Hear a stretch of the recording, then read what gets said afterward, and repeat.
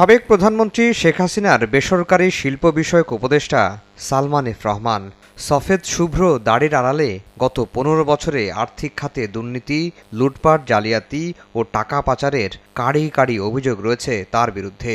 টাকার পাহাড় গড়েছেন দরবেশ খ্যাত এই ব্যবসায়ী। বিদেশি অর্থ পাচারের অভিযোগে সালমান এফ রহমানের বিরুদ্ধে অনুসন্ধান শুরু করেছে দুদক।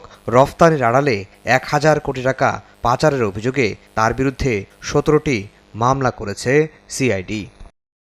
৫ আগস্ট শেখ হাসিনা দেশ ছেড়ে পালিয়ে গেলেও দেশ ছাড়তে পারেননি সালমান এফ রহমান। ৮ দিন পর নৌপথে পালিয়ে যাওয়ার সময় সদরঘাট এলাকা থেকে আনিসুল হক ও সালমান এফ রহমানকে গ্রেফতার করা হয়।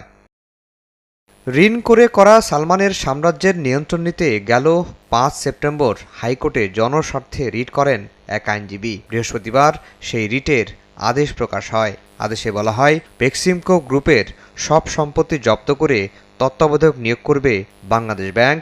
সময় ৬ মাস। এখানে ডিরেকশন দেওয়া হয়েছে বাংলাদেশ ব্যাংকের উপরে বা রেসপন্ডেন্টদের উপরে যে তোমরা রিসিভার অ্যাপয়েন্ট করো। একটা কম্পিটেন্ট পারসন, অনেস্ট পারসনকে রিসিভার অ্যাপয়েন্ট করতে হবে। এত বড় একটা কোম্পানি চালানোও কিন্তু সোজা ব্যাপার না।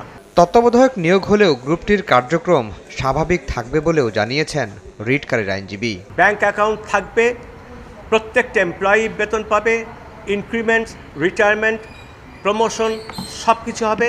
আর ওই ব্যাংকের থেকে বেক্সিমকো ফার্মা চালাবার জন্য যত ইনগ্রিডিয়েন্টস ইম্পোর্ট করতে হয় তারা তাও পারবে।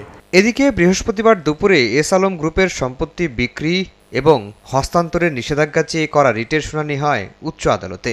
এ বিষয়ে রোববার আদেশ দেওয়ার কথা জানানো হয়েছে।